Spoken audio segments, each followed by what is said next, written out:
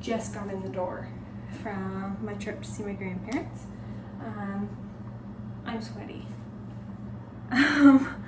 But on this trip, I did something bad. I got books. However, I picked them out, but my grandparents very lovingly bought them for me, and I'm very appreciative of it. And if I had bought them myself, it would have been about $2.50 for all the books I got. So I'm gonna say it doesn't really count towards the whole book buying ban thing. And that's how we're gonna justify it. But I didn't get all that many. I got 4 books, and I wanted to give a little haul of that today. So we're gonna start out with a nonfiction, and this is Did Muhammad Exist? An Inquiry into Islam's Obscure Origins by Spencer. It doesn't have the just check, right? I got this at Guy Frenchies. And Robert Spencer is who published or who wrote this. And so for those of you who don't know, I'm doing a major, hopefully in honors, in both history and political science. And Islam, it plays a huge factor in the history of the world that is often not talked about in Eurocentric teaching.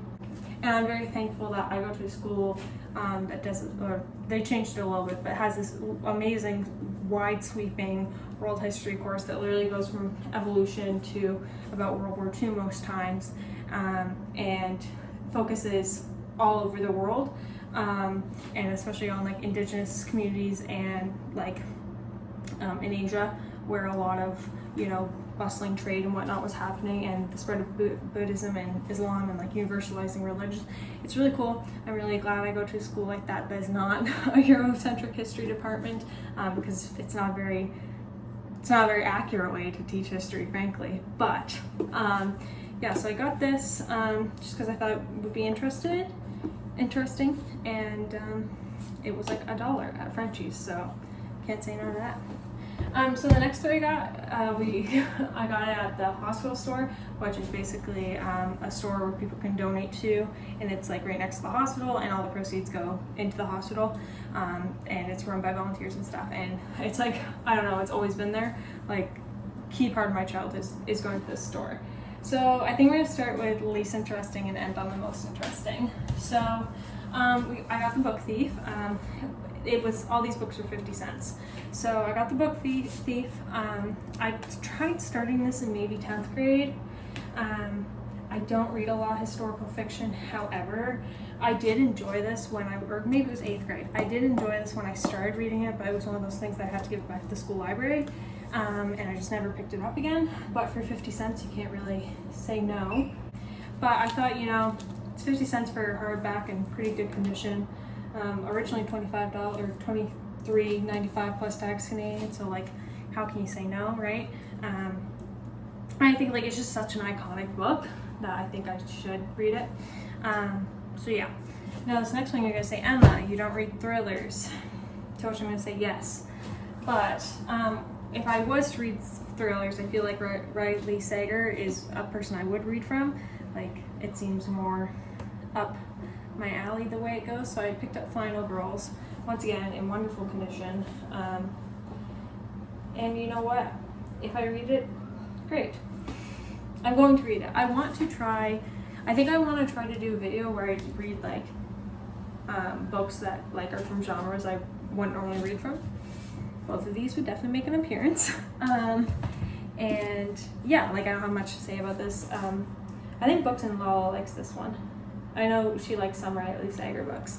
So yeah, I mean, I have another Riley Sager at home. Once again, it's in the box of books that we don't know what got ruined and what didn't, or if I can keep any of them.